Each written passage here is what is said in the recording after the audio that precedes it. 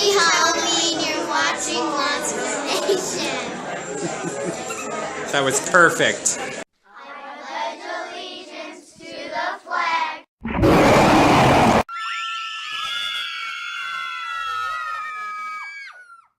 We're here at one of Halloween's busiest addresses, 313 Clinton Avenue in Brooklyn, New York. Last year, I appeared in the annual Halloween show out front, and David was there capturing every moment and talking to some of the key players behind the scenes. He started with the lady of the house herself. So, this is Monster Nation. I am on a field trip. Right in front of me, I've got the lady that puts it all together. Her name is Janna, correct? Yes, Janna. Hi there, Janna. All right, so I see that you have quite a lot of stuff that you're putting together. How did you get started with this haunted house? Let me think about this. Well, there was no Halloween in Clinton Hill, Fort Greene in the 80s when I moved here, because there was still, gangs and, God, people were being mugged on the subway, which is right here, right at the end of the block. Because when we moved in, this building was a rental property, and I moved into the parlor floor.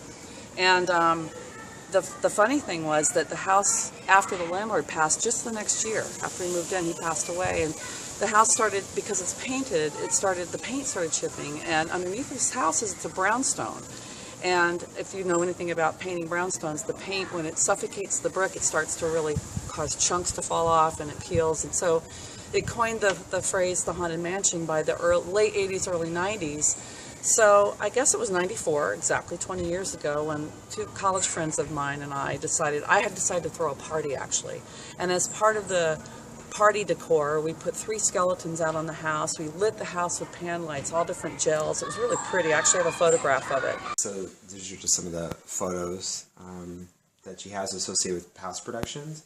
And here's Janna in 20,000 Screams Under the Sea. That was an amazing title, by the way. Last year's show. Yeah, it's a great title, right? That was like a steampunk thing. I want it on DVD. So what evolved out of parties has now become full-on stage shows, and I mean like Broadway in Brooklyn, because some of the people that we work with have access to Broadway actors to do voiceovers.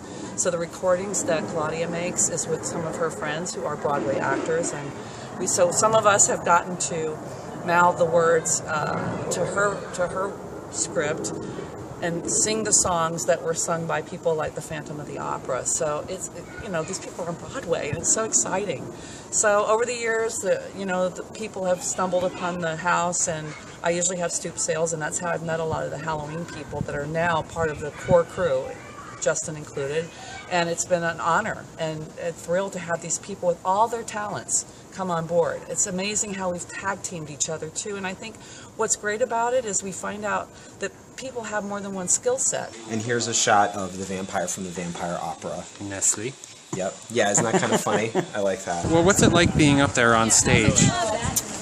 It's kind of nerve-wracking, actually. I mean, I'm pretty outgoing and I like performing, but I definitely had some moments like in high school productions and even when I did like after college where, it's fun, but it's definitely, it's hard work. It's not just like, oh, let's play pretend to throw a costume. It's actually kind of hard work. So what role will you be playing on stage? I'm going to be one of the inmates at the asylum. Apparently, I'm being thrown in there just because I've been like, TPing houses or something on Halloween. And they're reusing a lot of costumes from Janna's past production, so I'm going to be in a Mayan costume from the 2012 show. Yeah.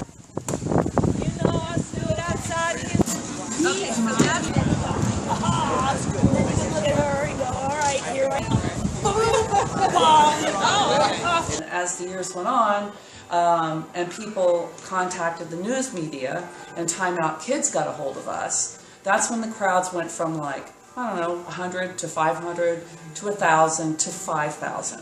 And it's been holding court for that long, for these past, I'd say, 4 or 5 years. Now this year we're on a lot of blog sites and websites, so it's really ramped up. So I'm kind of scared. I think we're going to top the 5,000 to 6,000 mark this year with people.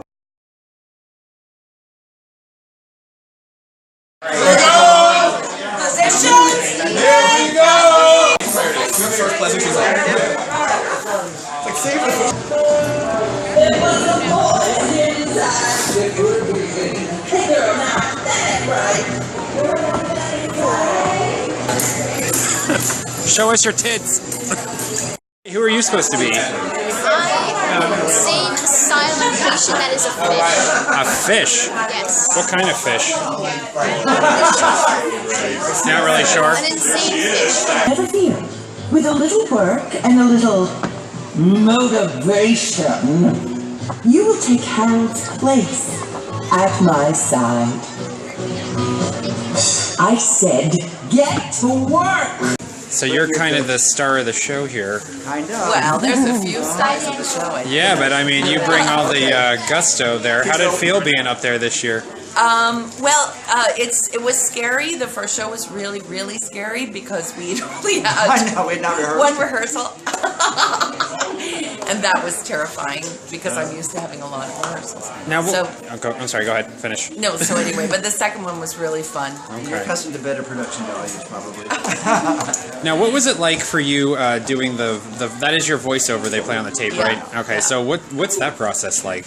Well, you go into the studio and it's a little unusual because you don't have anybody to act with. And I was reading it cold. I was reading it cold, you know what I mean? Like I hadn't worked on it in a long time because the script was being refined and everything. So I got in and so what's tricky is you make a choice, which is what you do in the studio, and then you got to stick to it. Okay. You know, and even when the character maybe develops a little bit more or people throw you left curves, you still got to go by the soundtrack.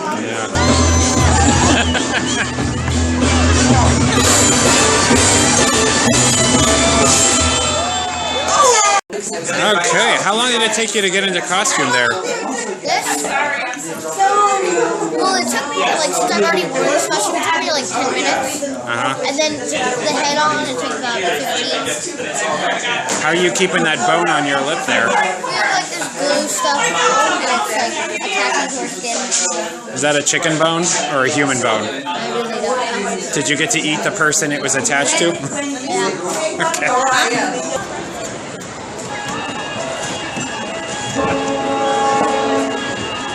Every year we explore, some kind of theme for the show, and this year, one of the things that I did was I went to last year and I found this sketch that I had written last year that I proposed to the group last year, and they all rejected.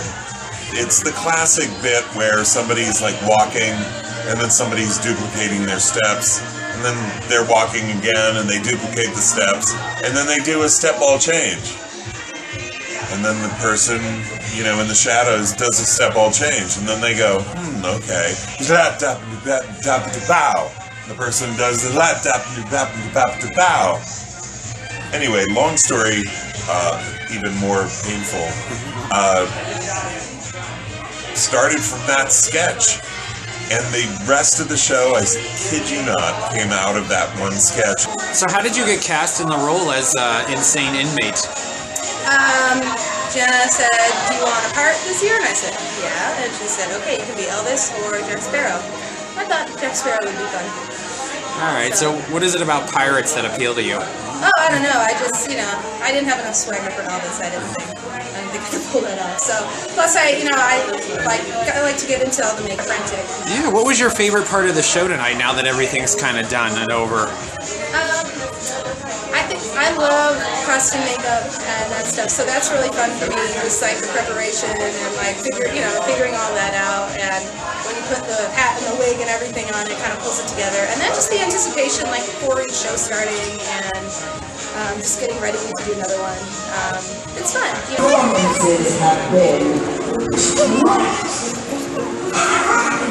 Here we are opening night, and what do you think of the show?